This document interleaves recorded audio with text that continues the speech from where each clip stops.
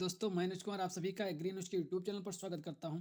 I hope आप लोग स्वस्थ होंगे, मस्त होंगे और अपनी तैयारी को कंटिन्यू कर रहे होंगे। और इसी की कड़ी में जैसा कि आप लोगों को पता है कि हमारे यूट्यूब चैनल पर सभी विषयों की जो है आपको सीरीज मिल रही है कंटिन्यू। तो उसी की कड़ी में बात करने वाले हैं कृषि अर्थशास्त्र विज्ञान की, जो कि एक बहुत ही इंपॉर्टेंट आपका चैप्टर है या आपका विषय है, जो भी आप कह लें। क्योंकि कुछ लोगों को जैसे हाई स्कूल में है, वहाँ पर आपको इसको चैप्टर के रूप में देखने को मिलता है। यदि आप इंटर में है एग्रीकल्चर में, तो आप वहाँ पर आपको इसमें एक विषय के रूप में आपको पढ़ना पड़ता है। तो इसमें बहुत ही इंपॉर्टेंट क्वेश्चन डिस्कस करने वाला हूँ, जो कि बार बार रिपीट होते रहते हैं। तो यहाँ पर पहला क्वेश्चन है, अर्थशास्त्र का जनक किसे कहा जाता है? तो अर्थशास्त्र का जनक किसे कहा जाता है? तो उसमें राइट आंसर हो जाएगा आपका एडम स्मिथ को अर्थशास्त्र का जनक कहा जाता है। इनकी एक पुस्तक है जो कि बहुत ही इंपॉर्टेंट पुस्तक है, जो कि आप लोगों को जरूर पता होना चाहिए। इनकी पुस्तक का नाम है wealth of nation. Wealth of nation के नाम से जाना जाता है। इन्होंने धन संबंधित जो परिभाषा थी, तो वो एडम स्मिथ की जो परिभाषा है वो धन संबंधित है। यानी कि इनके अनुसार अगर माना जाए तो अर्थशास्त्र जो है वो एक धन का विज्ञान कहा जा सकता है, जो कि इनका मानना है एडम स्मिथ जी का। इसी प्रकार से कई सारे और जो है अर्थशास्त्री हुए, जैसे कि एल्फ्रेड मार्शल जी। तो इन्होंने जो कहा था, तो इन्होंने कहा कि जो है जो अर्थशास्त्र है वो एक कल्याण का विज्ञान है या कल्याणकारी विज्ञान है। तो इनकी सभी में जो है कई सारे मतभेद रहते हैं। तो कैसे ऐसे क्वेश्चन पूछे जाते हैं, जैसे कि धन का विज्ञान किसने कहा? तो एडम स्मिथ ने कहा। अर्थशास्त्र की कल्याणकारी परिभाषा किसने दिया? तो अर्थशास्त्र में जो है परिभाषा किसने दिया था? अर्थशास्त्र की तो हो जाएंगे मार्शल साहब। तो इस प्रकार से कई सारे क्वेश्चन यहाँ पर बनते हैं। उनके जो ओपिनियन है, उनकी जो दृष्टिकोण है, उनसे क्वेश्चन बन जाते हैं। और यहाँ पर फादर जो माना जाता है वो माना जाता है एडम स्मिथ को। इसे भी याद रखिएगा। तो नेक्स्ट क्वेश्चन की तरफ मूव करते हैं। नेक्स्ट क्वेश्चन है, अर्थशास्त्र की आवश्यकता विहीनता संबंधित परिभाषा प्रस्तुत की है। इसमें जो राइट आंसर हो जाएंगे वो हो जाएंगे जेके मेहता साहब ने। ये एक इंडियन भारतीय अर्थशास्त्री थे जिन्होंने यह मत दिया है। अर्थशास्त्र की आवश्यकता विहीनता संबंधित परिभाषा जो है वो जेके मेहता के द्वारा दिया गया है। ये भी याद रखिएगा। और ये एक भारतीय थे। नेक्स्ट क्वेश्चन है, आधुनिक प्रचलित मत के अनुसार उत्पादन के साधन हैं। उत्पादन के कितने साधन हैं?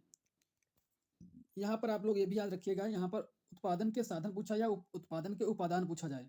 उपादान। तो यहाँ पर उत्पादन के उपादान जो होते हैं वो टोटल 5 हैं प्रचलित मत के अनुसार।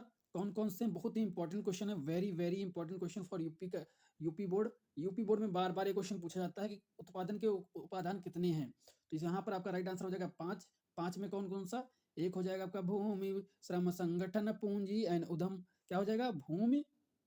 इसको एक प्रकार से गाना बना लीजिए, गीत बना लीजिए। भूमि, श्रम, संगठन, पूंजी एवं उद्यम। भूमि, श्रम, संगठन, पूंजी, संगठन। इसको लिख लीजिएगा आप पूरा करके, यहाँ पर लिखने नहीं बन रहा है, लिख लीजिएगा। भूमि, श्रम, संगठन, पूंजी, उद्यम।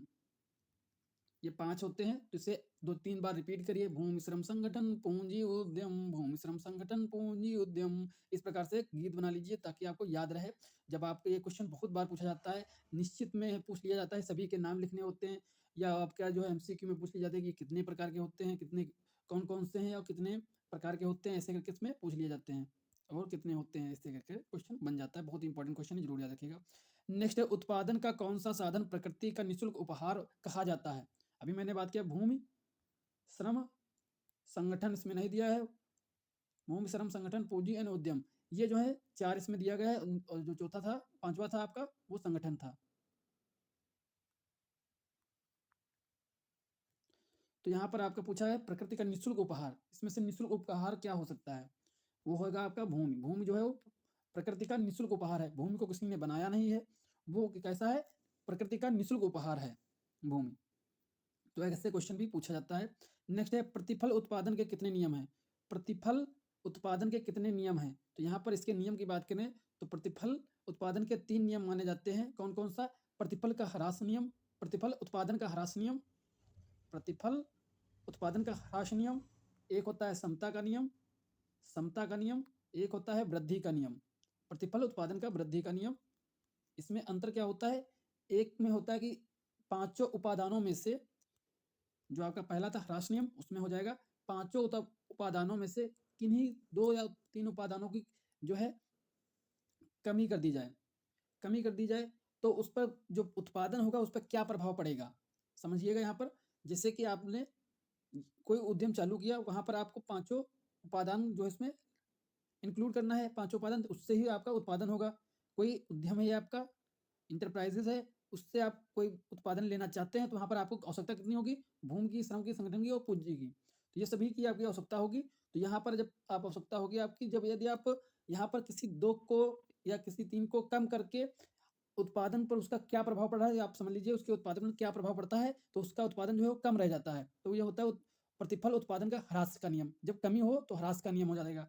जब इन सभी को आगे-पीछे कम-ज़्यादा करके अगर किया जाए, यदि उत्पादन उसके बराबर हो रहा है, तब जाके होगा वो समता का नियम। तो हो जाएगा प्रतिफल उत्पादन का समता का नियम, यानी कि समान रहे।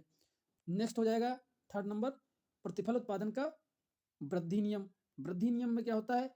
जब किसी 2 उपादानों या साधनों को प्रयोग बढ़ा दिया जाए, तब जाके उसमें उत्पादन जो है कितना बढ़ जाता है। जब उत्पादन उसमें बढ़ जाएगा, तब से बोलेंगे प्रतिफल उत्पादन का वृद्धि नियम। इस प्रकार से आप समझ सकते हैं। बाकी आपको मैं पीडीएफ प्रोवाइड करा दूँगा, उसमें डायग्राम के माध्यम से समझ सकते हैं। उसमें आप लोगों को टेलीग्राम ग्रुप हमारा है, उसे जॉइन कर लीजिएगा, और या फिर उसे नहीं जॉइन हो रहा हो, तो आप हमारा व्हाट्सएप ग्रुप है, उसे जॉइन कर लीजिएगा। वहाँ पर आपको लिंक मिल जाएगी, वहाँ से आप टेलीग्राम ग्रुप जॉइन कर लेंगे। वहाँ पर मैं इसका पीडीएफ डाल दूँगा, जहाँ पर इसके डायग्राम बने होंगे, उससे आप समझ सकते हैं अच्छी तरीके से, क्योंकि यहाँ पर स्क्रीन पर बनाते हुए नहीं बनना है। नेक्स्ट क्वेश्चन है, उत्पत्ति ह्रास नियम लागू होता है। उत्पत्ति ह्रास नियम किस पर लागू होता है? केवल कृषि में, केवल उद्योगों में, केवल हस्तकला में, उत्पादन के सभी क्षेत्रों में। तो इसका राइट आंसर हो जाएगा उत्पादन के सभी क्षेत्रों में इसका जो है लागू होता है। नेक्स्ट क्वेश्चन है, भूमि विकास बैंक किस प्रकार के बैंक माने जाते हैं? बहुत इंपॉर्टेंट क्वेश्चन है, इसे हाईलाइट कर लीजिएगा। भूमि विकास बैंक किस प्रकार के बैंक माने जाते हैं? तो ये सहकारी बैंक माने जाते हैं। कैसे माने जाते हैं? सहकारी बैंक माने जाते हैं, यानी कि सहमति या यूनिटी के द्वारा बनाई गई हुई बैंक सहकारी बैंक कहलाती है। तो इससे जो होते हैं वे सहकारी बैंक होते हैं। इसमें लास्ट जो है, भूमि विकास बैंक ऋण प्रदान करते हैं। भूमि विकास बैंक जो होते हैं ऋण कितना प्रदान करते हैं, मतलब कितने समय के लिए प्रदान करते हैं? तो अति अल्पकालीन, अल्पकालीन, मध्यकालीन या दीर्घकालीन। आप यहाँ पर उसको कोरिलेट करके याद रख सकते हैं। भूमि विकास, किसी भूमि का अगर विकास होगा तो थोड़े समय में क्या थोड़ी हो जाएगा, उसके लिए काफ़ी समय लगेगा किसी भूमि का विकास होने में। तो यहाँ पर आपको देखिएगा, इसमें क्या होगा, आप आपको उदाहरण से समझ सकते हैं, जैसे कि शहरीकरण जब होता है, आपके गाँव में जैसे कि पहले खेती होती थी, अब वहाँ पर अब प्लाटिंग होने लगी है, तो वो थोड़ी जो है पहले से एकदम से तो हो नहीं जाएगा, थोड़ा-थोड़ा समय लगेगा ना, कि गैपिंग 2, 3, 4, 5 साल तक जो है आप धीरे-धीरे कस्बा आपके गाँवों तक पहुँचने लगा। तो एक प्रकार से समझ सकते हैं, भूमि का विकास या उस पे जो डेवलपमेंट है, वो आपका जो हुआ है वो दीर्घकालीन हुआ। तो यानी कि जो ऋण देता है भूमि विकास बैंक, यहाँ पर भूमि विकास के बाद संबंधित है, ना कि प्लाटिंग से। बाकी मैं आपको एक एग्जाम्पल दिया हूँ खाली समझने के लिए। तो यहाँ पर भूमि विकास की बात करें तो ऋण जो है वो दीर्घकालीन दिया जाता है। कैसा दिया जाता है? दीर्घकालीन। नेक्स्ट क्वेश्चन है, अर्थशास्त्र में भूमि से अभिप्राय है। भूमि से क्या अभिप्राय है? तो भूमि से क्या अभिप्राय है, तो हमने ऊपर ही बात कर ली थी। भूमि का जो है प्रकृति के निःशुल्क उपहार है। तो यहाँ पर इंपॉर्टेंट क्वेश्चन इसे याद रखिएगा। इसमें राइट आंसर क्या होगा? प्रकृति के निःशुल्क उपहार। यहाँ पर पृथ्वी का धरातल नहीं होगा, कृषि योग्य भूमि नहीं होगी, समस्त भूखंड नहीं होगा। इसमें जो राइट आंसर होगा वो सा हो जाएगा। नेक्स्ट क्वेश्चन है, भारतीय अर्थव्यवस्था। तो अर्थव्यवस्था कैसी है? तो भारतीय जो अर्थव्यवस्था है वो है अल्प विकसित तथा विकासशील जो है अर्थव्यवस्था है भारत की। भारतीय जो अर्थव्यवस्था है वो कैसी है? अल्प विकसित तथा विकासशील होती है। तो आई होप आप लोगों को वीडियो जरूर पसंद आ रहा होगा, तो प्लीज़ लाइक जरूर कर दीजिएगा वीडियो को, अपना प्यारा सा कमेंट जरूर दीजिएगा अपनी फीडबैक के रूप में। आप लोगों को वीडियो कैसा लगता है और किस टॉपिक पर नेक्स्ट वीडियो आपको चाहिए। नेक्स्ट क्वेश्चन है आभास, और यही लास्ट क्वेश्चन है इस वीडियो का। आभास लगान की धारणा का प्रतिपादन किया। तो इसमें जो आपका राइट आंसर बन जाएगा वो मार्शल साहब ने किया था। बहुत ही इंपॉर्टेंट क्वेश्चन है।